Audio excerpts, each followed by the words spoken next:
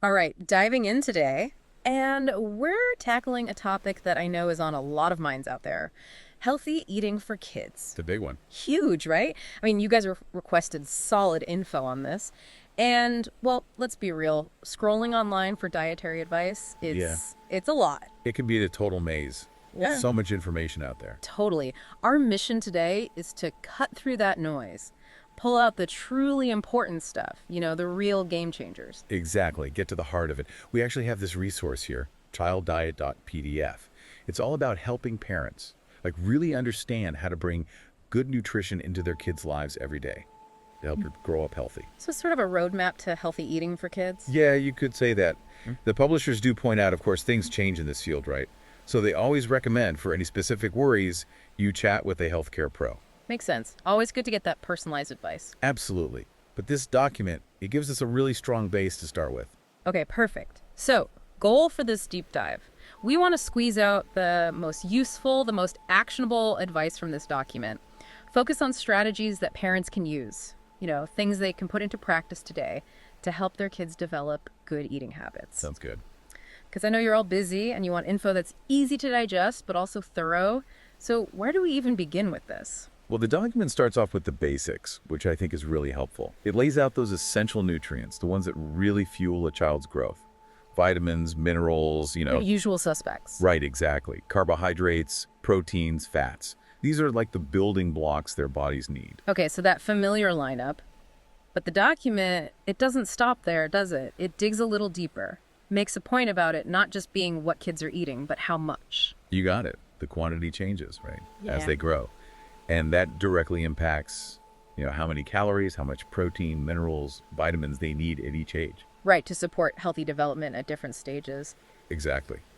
Like a 3-year-old's nutritional needs are very different from a teenager's. Makes total sense. And the document gives us some general calorie guidelines to think about. Oh, does it? Yeah, so for a 3-year-old, we're looking at around 1,300 calories a day. Okay. That goes up to about 2,000 for a 10-year-old. Wow, that's a big jump. It is. And then for teenagers, it can go up to around 2,800. So more than double the calories from age 3 to adolescence. That's right. It's not just about them getting bigger, it's the energy demands of growth. Bones, hormones, everything's changing. Like fueling a rocket ship. Exactly. Which honestly can make this whole thing feel a little daunting sometimes because, let's face it, convincing kids to make healthy food choices all the time, it can feel like an uphill battle. Oh, for sure. The document, it actually acknowledges this. It talks about how kids, they naturally gravitate towards those tastier options. Things that are sweet, maybe not so packed with nutrients. The things that parents often try to limit. Right, exactly.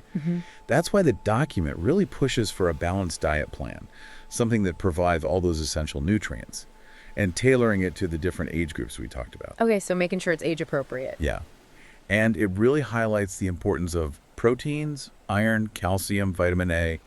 They each play such key roles. In different aspects of development. That's it. The document also touches on something that I think all parents experience. The ever-changing, sometimes confusing world of a child's appetite.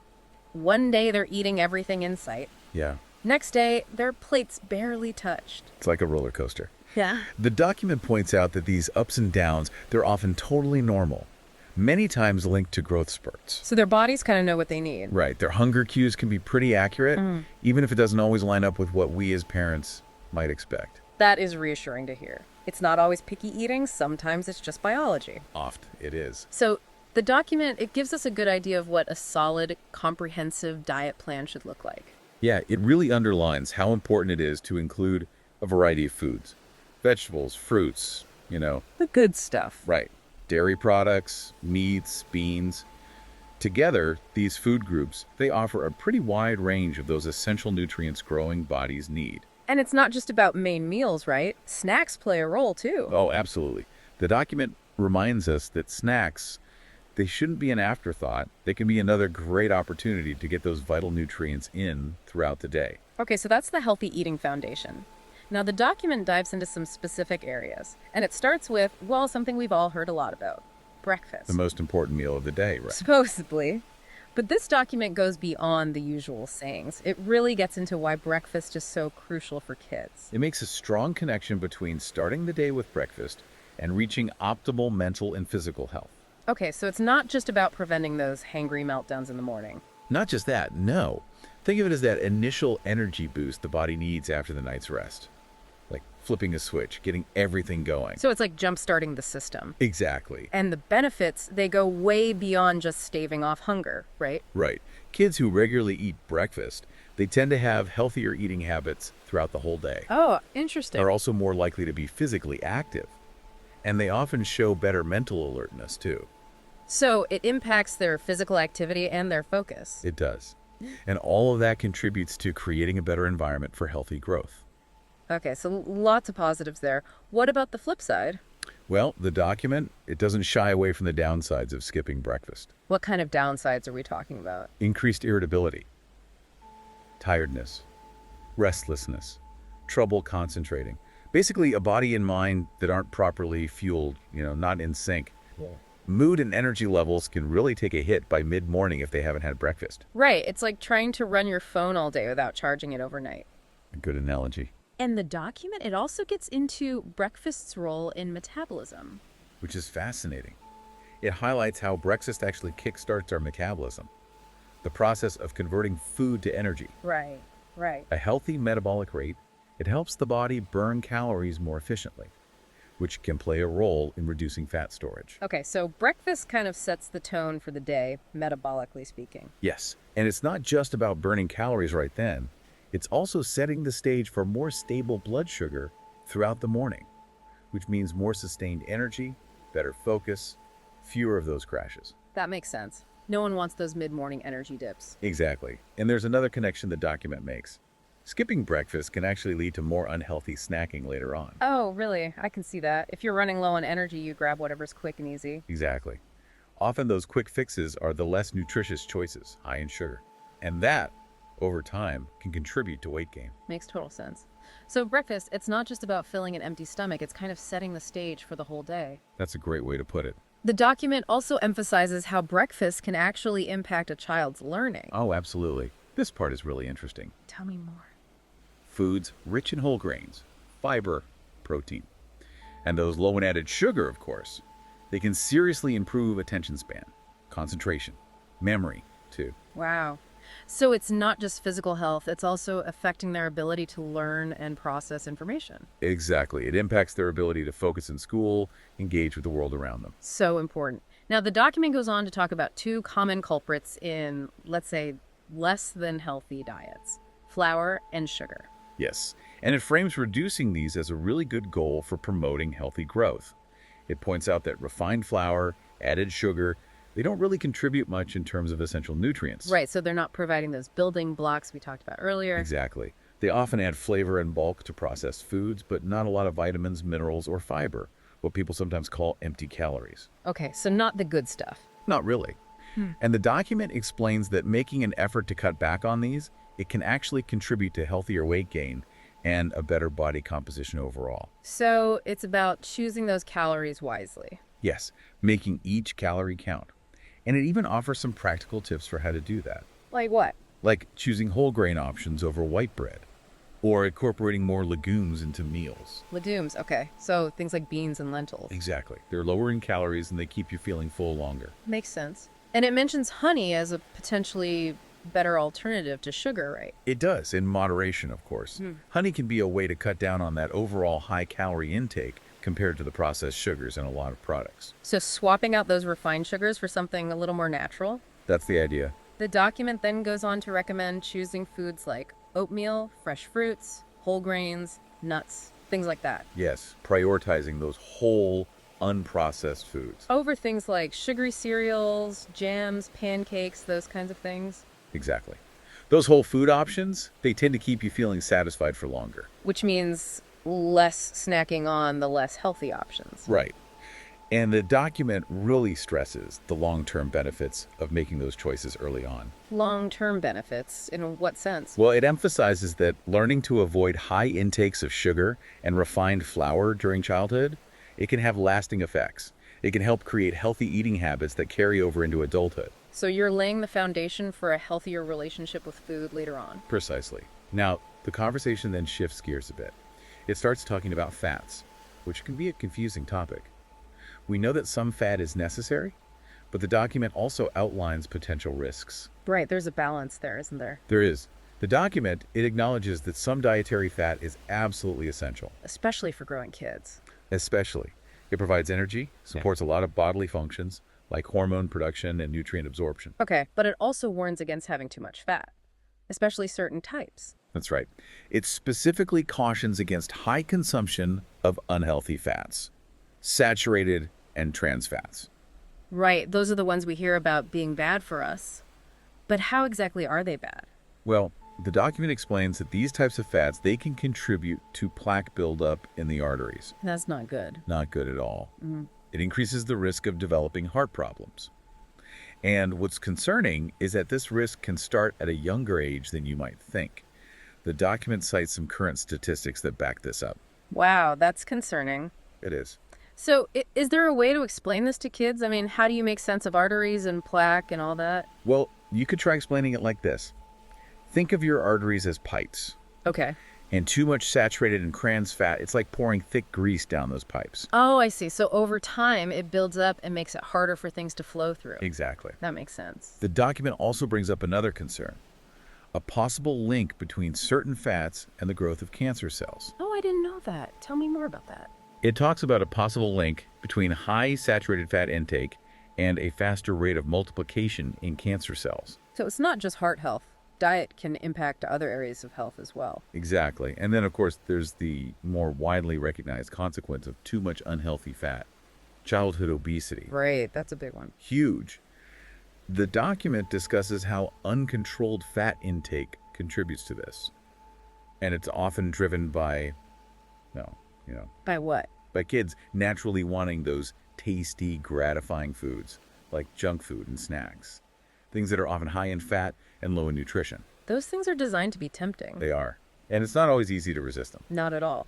The document goes on to outline potential long-term health issues that can develop from childhood obesity.